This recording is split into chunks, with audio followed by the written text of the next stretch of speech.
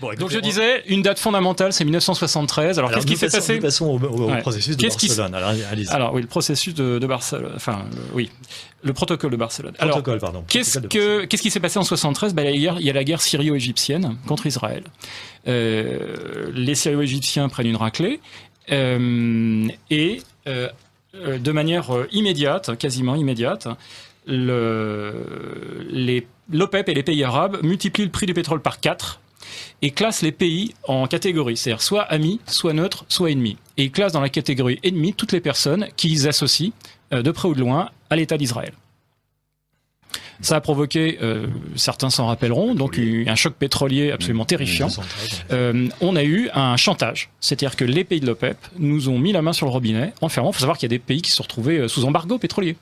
C'est la Hollande qui s'est retrouvée en embargo pétrolier, etc. Les États-Unis aussi d'ailleurs. Et suite à ce chantage, parce que c'est un chantage, ils nous ont imposé des conditions. Nous sommes allés à la table des négociations avec eux et nous avons tout accepté. Alors, dans les accords qui ont suivi juste après, donc on a donc le 6 novembre 1973, donc les 9 pays de la communauté européenne de l'époque basculent dans le camp pro-arabe. Donc avec les corollaires qui vont bien, c'est reconnaissance du peuple palestinien, l'alignement sur le narratif arabe concernant Israël, etc. Vous avez la création de ce qu'on appelle, alors ça c'est fondamental parce que c'est l'ancêtre du protocole de Barcelone, hein, du processus de Barcelone, c'est-à-dire la création du DEA, du dialogue euro-arabe, qui est en réalité un processus, lui aussi, un processus qui vise à globalement mettre en œuvre des éléments qui ont été définis de manière très précise en 1975 par les résolutions de Strasbourg. Donc les résolutions de Strasbourg ont été adoptées communément par les pays euro-arabes, par les pays arabes, et donc l'Assemblée générale de l'Association parlementaire de la coopération euro-arabe. Ça a été voté à l'unanimité, il y avait 200 représentants de tous les partis politiques européens. Donc vraiment un ensemble total. Et il faut savoir que ce document est fondamental il pose les bases de ce que nous vivons encore aujourd'hui et qui s'est traduit par différentes avatars. Donc le processus de Barcelone n'était que finalement une espèce de remise en marche du DEA qui a subi des avatars parce que bon, au fur et à mesure des années, des péripéties politiques, il y a eu la signature de paix entre l'Égypte et Israël qui a bloqué beaucoup les choses. Enfin bref, il s'est passé tout un tas de choses. Mais le fait est que dans les résolutions de Strasbourg, on trouve exactement ce qui nous arrive aujourd'hui. C'est-à-dire la mise en place d'une politique de recrutement de main-d'œuvre dans le monde maghrébin. L'immigration n'est pas un fait voulu par nos élites, ça a été imposé au moment du processus. Absolument pas. Ça a été réclamé par les Européens. C'est-à-dire que ce sont les Européens. J'ai mal compris. Absolument. Allez-y. C'est ça qui va intéresser les gens. Voilà, donc ce sont là les Européens, en l'occurrence le nom de la personne qui a posé, c'est ce monsieur Tillich de Clercq, donc un Belge. Il faut savoir que les Belges sont vraiment ont été très moteurs dans cette affaire-là avec la France. Donc le Belge, le Luxembourg et la France. Donc ont mis en place un deal, un arrangement. Un arrangement. Disons, nous avons besoin de main d'œuvre que nous allons prendre chez vous. Et là, les pays musulmans, eux, ont mis des conditions. Et c'est là où tout est important. Ils ont mis des conditions à cette immigration. C'est-à-dire que la condition était qu'ils disaient pas « vous allez prendre des gens chez nous, ils vont aller chez vous, et puis tout ça va se débrouiller comme je te pousse ». Pas du tout. Il y a eu un souci, d'ailleurs c'est en parfaite cohérence avec la doctrine islamique. Ils disaient voilà, ces gens donc qui viennent de nos pays vont aller chez vous, ils vont s'installer chez vous, mais nous allons mettre des conditions. Ces conditions sont l'accès à l'égalité totale de traitement entre les personnes qui viennent de chez nous et vos propres citoyens, c'est-à-dire accès aux droits sociaux, accès aux droits politiques, accès à tout. Donc égalité de traitement entre les immigrés et les nationaux de vos pays. Deuxième condition, sine qua non, qui est ces gens-là, ils ne vont pas aller chez vous pour devenir comme vous, ils vont aller chez vous, mais ils restent ce qu'ils sont, et nous gardons le lien entre ces gens. C'est-à-dire que ce sont nos communautés qui vivent chez vous, à notre manière, suivi et chapeauté et cornaqué par nous. Et la troisième condition, c'était que tout ça va se passer dans des conditions qui font que vous allez devoir introduire dans vos sociétés un narratif concernant l'islam qui suit les règles suivantes. L'islam fait partie constitutive de votre culture. L'islam est... C'est du Chirac dans le texte. Oui, Chirac dans le texte, bien sûr. Mais Chirac ne fait que mettre en œuvre les accords qui ont été signés à cette époque-là. C'est une mise en application. C'est-à-dire que donc la presse doit modifier son mode de traitement de l'islam. On doit avoir un traitement positif. On doit avoir la mise en place progressive d'une synergie culturelle entre l'Occident et le monde arabe. Musulmans. Tous les instituts divers et variés. Avec la mise en place, et ça encore, c'est dans les accords, avec la mise en place de centres culturels dans toutes les capitales européennes. Donc une infrastructure, nous y voilà. Donc une infrastructure de mise en place de l'arrivée culturelle, de l'accompagnement culturel des populations musulmanes qui allaient arriver chez nous et qui, dans leur perspective et dans les faits, ne devaient pas être séparés de la communauté musulmane, ne devaient pas être séparés de la capacité de pratiquer leur culte de manière parfaitement libre et de vivre selon leur culture et leurs usages culturels. Et nous sommes exactement en train de vivre ça. Ces accords fondateurs qui ont été signés en 75, et après, mais confirmer un nombre incalculable de fois, là j'ai un quart d'heure, je ne peux pas vous citer toutes les réunions, mais il y en a eu des kilos, mettre en place. Et tout cela est chapeauté par le document dont je vous parlais tout à l'heure, que j'ai trouvé récemment, et qui s'appelle donc Stratégie culturelle islamique pour l'extérieur du monde islamique. Et donc, ce document est un document que vous pouvez trouver, alors c'est un document officiel qui a été, adopté comme stratégie officielle par l'OCI. L'OCI, c'est l'Organisation de la coopération islamique. Donc c'est l'équivalent de l'ONU islamique.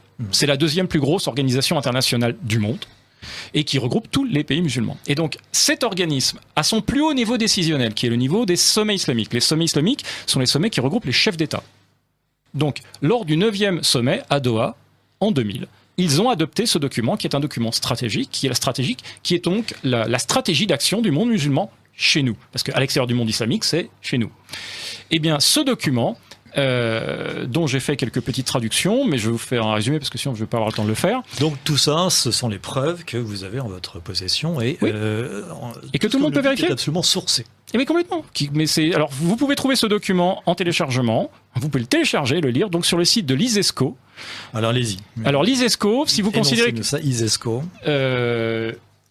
comme ça se prononce, hein, ISESCO. Donc, si vous imaginez l'OCI comme un gouvernement, eh bien, l'ISESCO, c'est le ministère de la Culture, de l'Éducation, de la Communication. Donc, c'est quand même un très, très gros morceau. Ça fait partie de l'organigramme officiel. Ils ont leur siège à Rabat, dans un très beau bâtiment. Et donc, vous allez sur le site de l'ISESCO, vous allez sur la partie en français, parce que vous avez un site en français, vous cliquez, vous cherchez le mot stratégie. Donc, vous allez à l'onglet stratégie et vous téléchargez ce document. Qui est un document. Qui est en anglais peut-être ? Non, qui est en français. Qui est en français. Qui est en français. Voilà. Et ce document, il est présent en arabe, en anglais et en français. Alors j'ai constaté qu'il y a des petites différences entre les versions. J'ai même fait viser la version justement par Samuel Dib, qui est parfaitement bilingue. La version arabe. La version qui fait référence, c'est la version arabe, j'imagine. Non, parce qu'en réalité, c'est comme l'OCI. Les trois langues, français, anglais et arabe, sont les langues officielles. Ce qui veut dire que les trois langues, les trois communiqués, les trois documents sont des documents officiels. D'accord. Voilà. Et donc ce document est le document adopté de manière officielle par l'OCI au niveau du sommet comme leur mode d'action pour les années qui viennent. Voilà. Et ce mode d'action, je vais le résumer très rapidement, il consiste à implanter, alors j'utilise leur terme, à implanter des communautés islamiques civilisationnellement différentes de l'Occident, qui fonctionnent selon les règles de la charia et qui ont pour vocation de prendre les postes clés au niveau politique, économique et communicationnel dans les pays hôtes. Nous sommes les pays hôtes. Voilà. Il faut savoir que l'implémentation, la mise en œuvre de cette stratégie, c'est précisé encore une fois dans le document, s'appuie sur les centres culturels, les mosquées, les écoles islamiques. Et qui sont pour l'instant marginales, ces écoles islamiques, mais qui sont pas du tout marginales. À chaque fois que vous avez une mosquée, l'étape d'après, c'est l'école islamique. Qui est à côté, qui vient après. Et d'ailleurs, dans toutes les mosquées, vous avez des salles de classe. Oh tiens, c'est bizarre, parce qu'il n'y aurait pas un rapport avec une sorte de processus éducatif parallèle. Encore une fois, processus éducatif parallèle mentionné dans le document. Alors il faut savoir que ce document est donc un document officiel qui a été mis en place, alors pas par quelques excités dans le fin fond d'un pays arabe. Avant la mise en place de ce processus a nécessité pendant 9 ans, ils ont sillonné toute la France. Ils le mentionnent d'ailleurs dans le prologue de ce document. Comment est-ce qu'on en est arrivé là? Eh bien, ce sont les organisations européennes qui ont participé à l'élaboration de ce plan. C'est-à-dire que des gens qui sont chez nous. Mais le serpent qu'on a nourri, c'est-à-dire qu'on a réchauffé en notre sein des serpents, c'est-à-dire qu'on a financé, la plupart des fois, il faut savoir que les centres culturels en Europe sont financés par les États, sont financés par le contribuable. Et ce sont ces gens-là, parce qu'il n'est pas dit des centres culturels, ni des organisations islamiques. Donc eux, ils ont fait la concertation avec les chefs des centres culturels de toute l'Europe et des organisations islamiques de toute l'Europe. Ce qui veut dire que des gens comme par exemple M. Boubaker, etc., sont compris dans les organisations islamiques. Donc les organisations islamiques européennes, alors avec les guillemets bien sûr, ont réclamé à l'OCI parce qu'ils constataient qu'il y avait des signes d'assimilation des enfants musulmans dans les sociétés occidentales. Eh bien, ils ont mis en place un système qui vise à immuniser, j'utilise leurs mots, à immuniser les enfants contre l'invasion culturelle. J'utilise leurs mots. Un enfant musulman qui va dans une école occidentale est considéré comme subissant une aliénation et une invasion culturelle. Donc comme en danger. Il est en danger, bien sûr. Il est en danger de sortir de l'islam et de s'assimiler à la culture européenne, ce qui est considéré comme quelque chose d'abominable. Alors, il faut bien voir que cette stratégie aujourd'hui, c'est ce qui se passe chez nous. Aujourd'hui, quand nous avons un centre culturel qui se crée, une mosquée qui s'appuie toujours sur un centre culturel, ils mettent en œuvre la politique de l'OCI. Alors, cerise sur le gâteau, puisque je vois que j'arrive, j'ai dépassé 15, cerise sur le gâteau, il faut savoir qu'un des objectifs fondamentaux, précisés comme absolument fondamentaux et nécessaires, obligatoires, c'est l'enseignement de l'arabe aux populations occidentales. Bien sûr. Ce qui veut dire que nous avons, à l'heure actuelle, une ministre qui benoîtement nous explique qu'il faut qui aujourd'hui agit objectivement, dans le cadre de sa fonction ministérielle comme un agent de l'OCI et comme un agent de mise en place de cette stratégie culturelle avec les guillemets. Voilà. Donc, et on nous parle donc dans le document anglais, il y a un mot qui est très intéressant, c'est qu'à un moment on parle de settlement, c'est-à-dire que en français. Settlement, c'est un double sens. Ça veut dire implantation, mais ça veut aussi dire colonie. Colonisation, d'accord, oui, c'est ça. Voilà. Et le terme en anglais aussi, le document anglais est très intéressant parce qu'il mentionne explicitement comme traduction de l'Oumma. Donc l'Oumma, traditionnellement, on nous explique que c'est la communauté des croyants. Voilà. Eh bien, eux, ils emploient le terme. Voilà, eux, ils emploient le terme de nation islamique. Alors, il faut savoir que l'ISESCO, c'est un avatar des frères musulmans. Très bien. Eh bien, écoutez, donc. Alors, ce document est une bombe politique. Oui, j'imagine. Moi, personnellement, je pense qu'il y a certaines époques dans l'histoire de France où on aurait convoqué les ambassadeurs, mis ce document sur la table et on aurait dit qu'est-ce que c'est que ça? Qu'est-ce que c'est que ça? Vous avez l'intention d'appliquer ça chez nous? Et on aurait expulsé ces gens.